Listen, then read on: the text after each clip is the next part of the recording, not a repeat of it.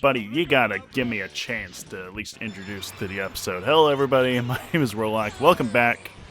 Diddy Kong Racing. Oh, God. I've not played... Oh, God. This time we're playing as Bumper. Not really played with Bumper all that much, so I don't really know what his controls are. I'm gonna be honest, I cannot remember what we did last time. I think we just got done most of the Ice World done, I think. I'm gonna be perfectly honest, it's been like a full month and a half since I last played this game. Also, you are not slowing down at all, my boy. What's going on here?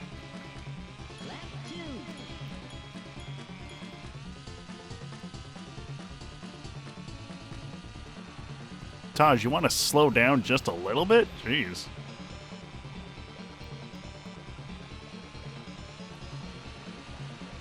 Got off to a rough start, but like doesn't mean you should be just ahead of me like that.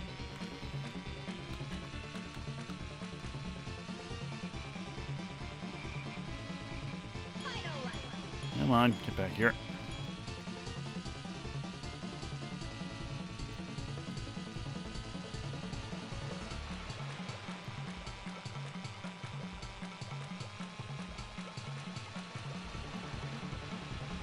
Why are you so ahead of me?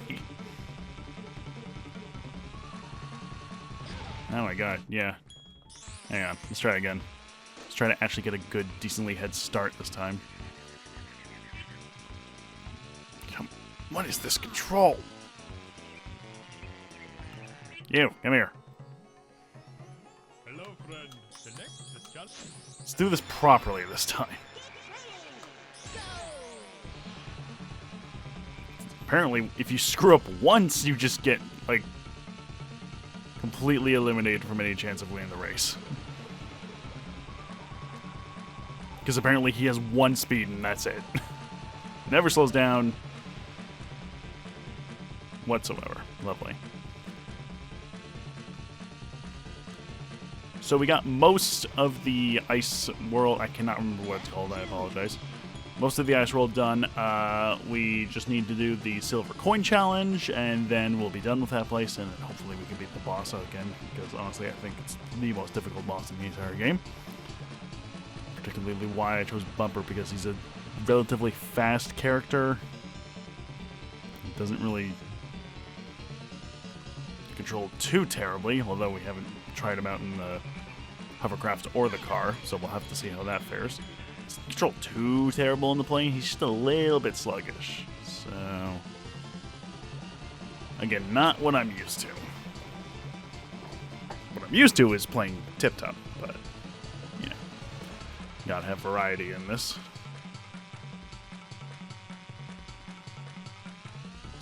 Ugh. Last turn's a real doozy. It just immediately grounds us. Nice. Hello, friend. Alright, thank you. Now then, let's actually get onto the proper video.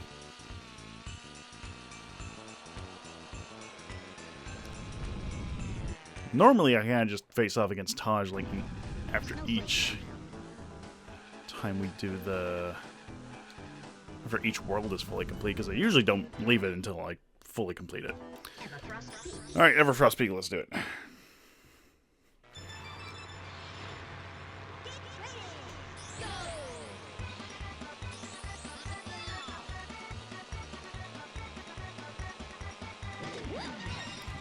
I still collected that? Wow. Yep, there we go.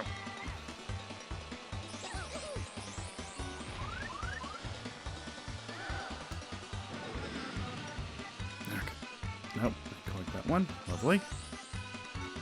Okay, one above and one below.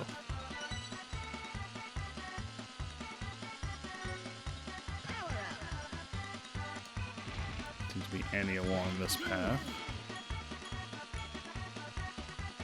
Somehow collected that one on the left there. That was weird. Didn't collect this one. Oh, there's another one there. Good lord. There we go. Two more. One should be on the left path. No, one's just right there. And just another one right below the arch. There it is. Alright, now we're all set.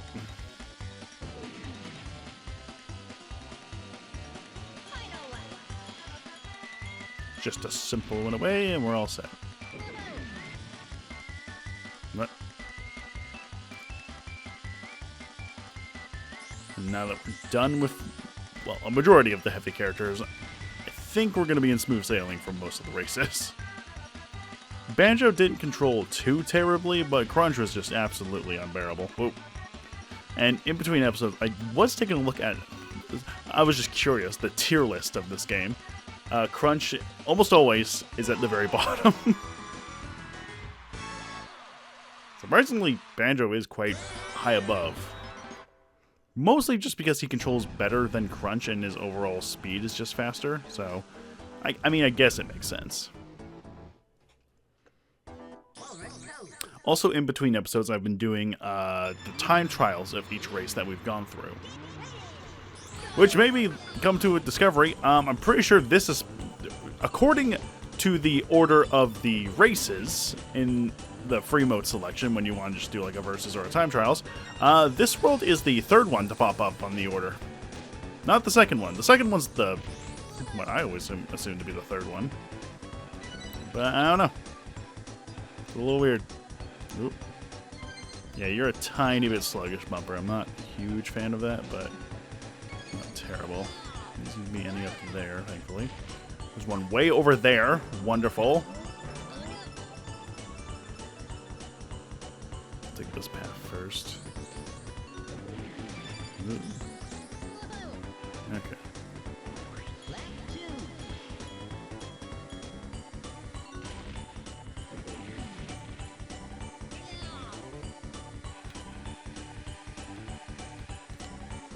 So there's one hard right after emerging from this tunnel, I think.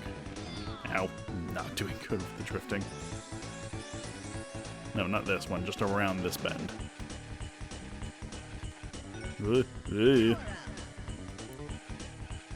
Right along the edge over here. There we go. The last one should... Oh, over there! Okay. You think some of the placements of these coins would make sense, but a lot of the time it's just kind of random. Don't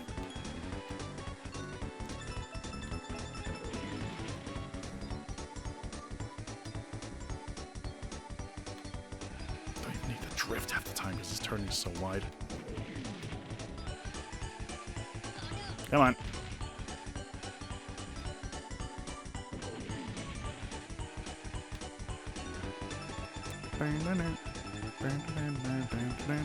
Where the hell is this damn coin? There you are, right behind the bloody tree. Another one right along the edge. Uh-oh, uh-oh, uh-oh. This may be a loss. Hang on. Ugh. Okay, we're good.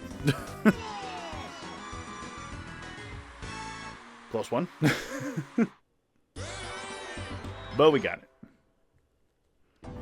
Okay, Snowball Valley it is. Oh, this one's gonna be a doozy.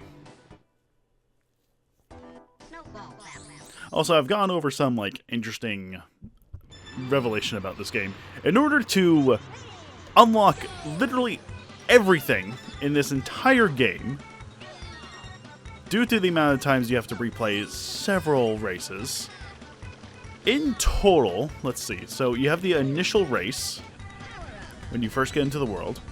Then you have the Silver Coin Challenge, where you race through the level. Then you have the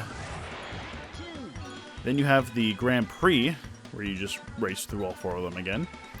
And then you have the Time Trials, which you got to do to unlock a certain character. Then, once you get all that done... Oh, there was one right there. Once you get all that done, you unlock Adventure 2. So, in total, you practically have to replay every single race 7 times if you want to get full 100% completion on Adventure 1 and Adventure 2. I haven't even explained... I don't even know if I've explained Adventure 2. But Adventure 2 is... Whoa, hello. Adventure 2 is just mirror mode, but also really hard, and different placements of the silver coins. Will I be covering Adventure 2? Probably. I don't know if I get to that point. Yeah, 7 times. There are a total of... let's see, this last one, this one. 40 races total. Yes, that's how the math works? No, 25 races total.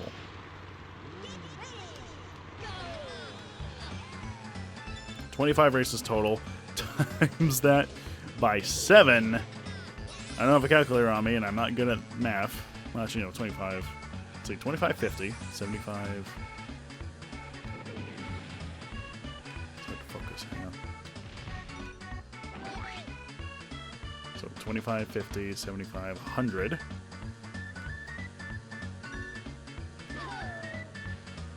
125, 150, 175. My math might be a little wrong. How have we collected no coins? What is going on here? Where are all the coins over here? There's one here. Hey! Where are the other coins? They're all like in the village or something, if I remember correctly. Yeah, one over here. So in total, if you want to unlock literally everything, you have to do a total of 175 races. Again, my math might be off on that. Something will pop up on screen if it is. Okay, there's one. Got it.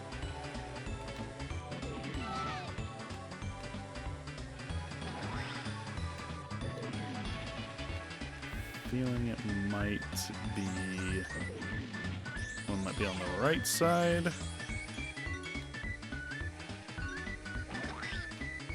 Yes. No, I fucked it up. Ah, shit. Hang on, hang on, hang on. No, fuck. Ah, fuck. Ah, shit. Ah, bollocks. Oh, man. Okay, let's see if we can pull this out of our ass. Probably not.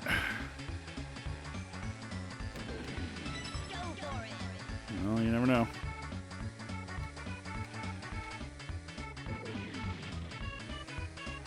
If I do that, good lord. Ooh, can I? Can I?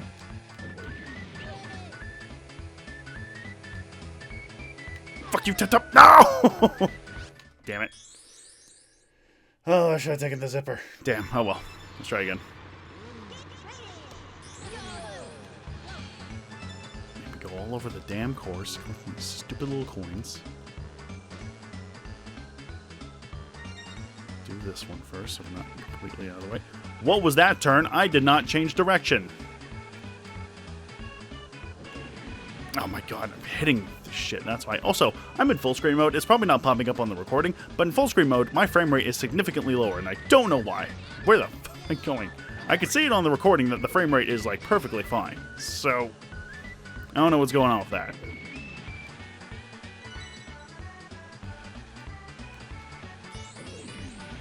There we go.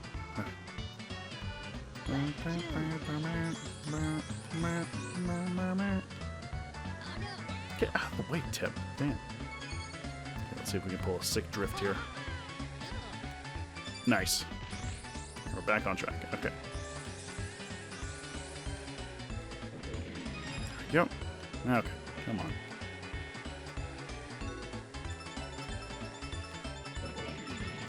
The coin's way over there. Lovely.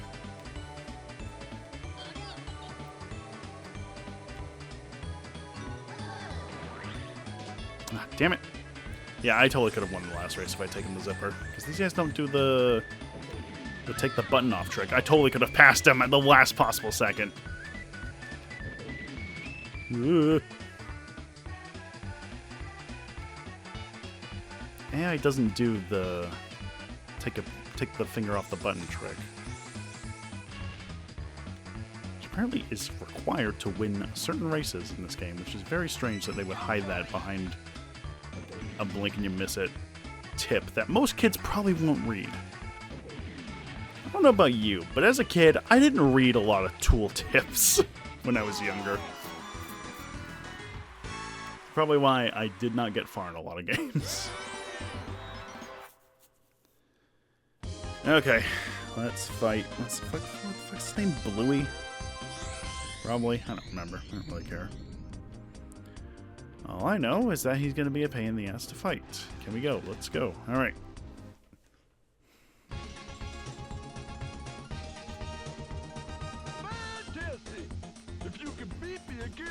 I'll give you a special prize. Keyword if. Alright, let's see how well we can do. That's probably not super well because this one is fucking impossible. I don't know what it is about this one, but he's always dead straight ahead of us, never slows down. You have to, like, nail him every given moment of every power-up. It's really obnoxious.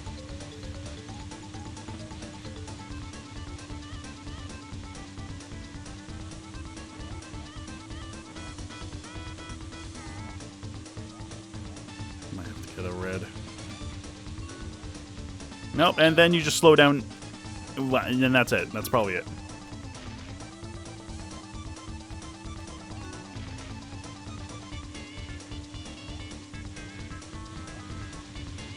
We might clutch it though. Hang on. In fact, well, not if it's... Yeah, okay. See, it wouldn't be too bad if we were just given, you know, a vehicle that's not the worst thing to race on land. Oh, maybe. No.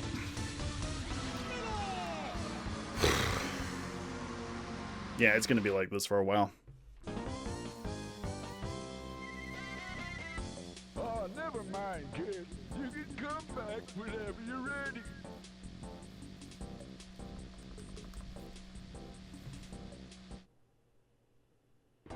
Don't put me out of the thing. Just give me a button that says retry yes or no. All right, probably should try and grab that red over there. So we bump into him. He also slow down significantly, but we hit him with that. Gets his fat blubber ass out of the way. Might actually have a chance. Come on. Turning slows you down so much in this vehicle. It's ridiculous.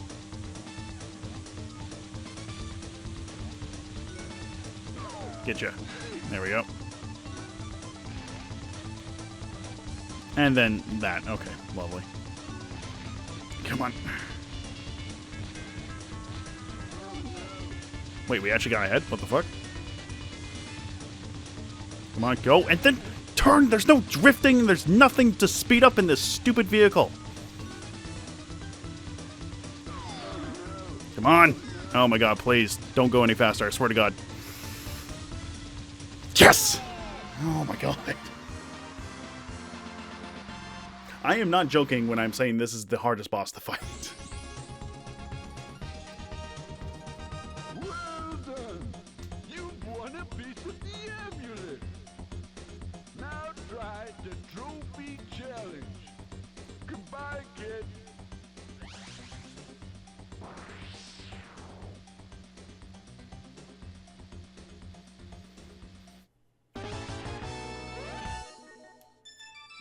Two pieces of the amulet. Two more to go. Keep it up. Yeah, I don't know what it is. Also, real quick, think about this boss race. Not only is he just stupidly fast, way faster than you can probably manage, for some reason, they give you the hovercraft to race in. When every single race in this entire world, you don't use the hovercraft. You use the plane once, and then you just use the car for the rest of the one. Technically speaking, if you skip the third world, that boss race is your first introduction to the hovercraft and how just absolutely terrible the controls are.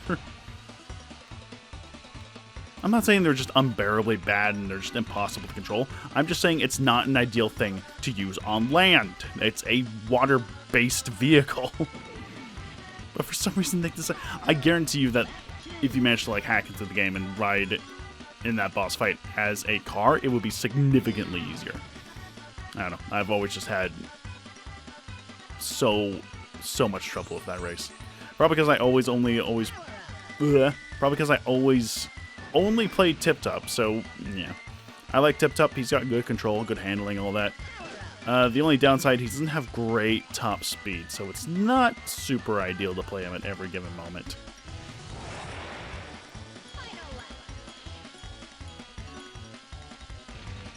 I'll take good control over top speed and shit control over any kart racer. That's why I think Mario Kart Wii has probably one of the worst heavy cars I've ever seen in a racing game.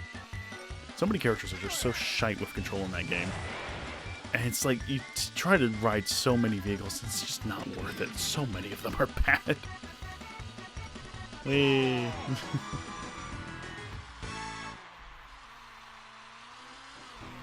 Right. 1 down, 3 to go. Walrus Code.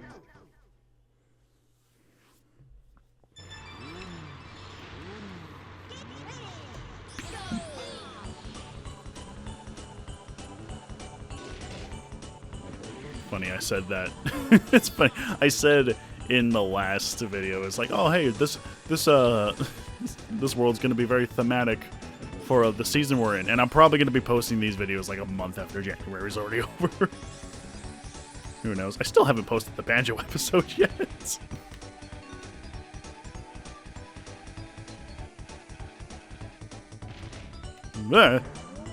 Bounce, bounce, bumper bounce.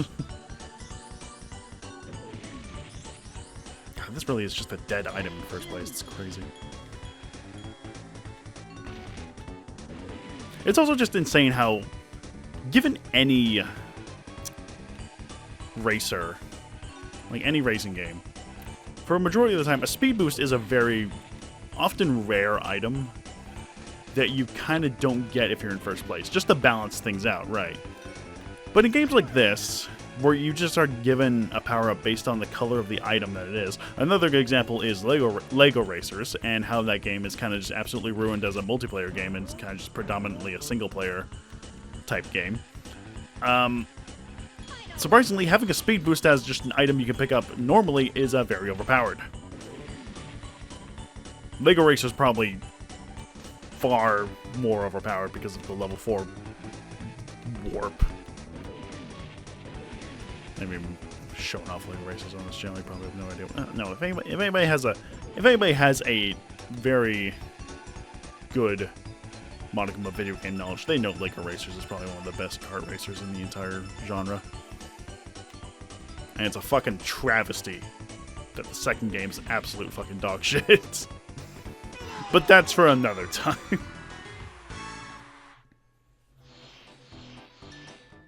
It also doesn't help that I'm incredibly biased towards Lego Racers because it was my first game I ever played, but that's besides the point. And Diddy Kong Racing is just kind of Mario Kart but better. But like, it's in very broad terms, I would say. How am I 8th? Where are we going? What's happening? Because here's the thing, I have never actually played this game with more than just myself. It's always just been solo, because that's like the main thing that they advertise. It's like, oh, it's like a story mode, adventure mode. But it's like, okay, I don't really want to play with anybody then, in that case, considering this is all single player. And that's a thing that I am really baffled at a lot of games. More so just games from the older generations, where it's a single-player based game, normally. Yet it has, like, local multiplayer modes, which I find to be... Oh, God. Okay. Which I find to be very bizarre, because oftentimes, if you're the only one playing the game, good lord, it's going to be a terrible result. Oh, my God. Christ. Oof. Okay. Well, we'll probably still win. Okay, so single player games with multiplayer functions. It works to a certain extent if that is all you and your friends play. However, it doesn't work if you're like really enjoying a game and it has a multiplayer mode. And you're like, oh sweet, I want to try that with my friends or like my family, see what they do. You're the only one who knows how to play that game, so unless you do a copious amounts of training or like practice with them, it's going to be incredibly one-sided. Take, what is it? Star Fox 64, for example. It's a pretty standard, like, control-style game, But there are so many like different nuances and stuff. Like there's like tight turning, there's barrel rolls, there are the tricks you can do. There's holding down the charge and lock on. It's like unless you drive everybody through the training mode in that game, nobody's going to know how to play the game, and you're going to be just dominating everybody. What's another good example? I think Banjo-Tooie is a good example as well, which is really weird considering that the multiplayer mode in that game is just amazing as well. But again, the game is predominantly a single-player game. A lot of the minigames, you know, are pretty self-explanatory and aren't too difficult to get a hang of. But it's still really weird that that's the case.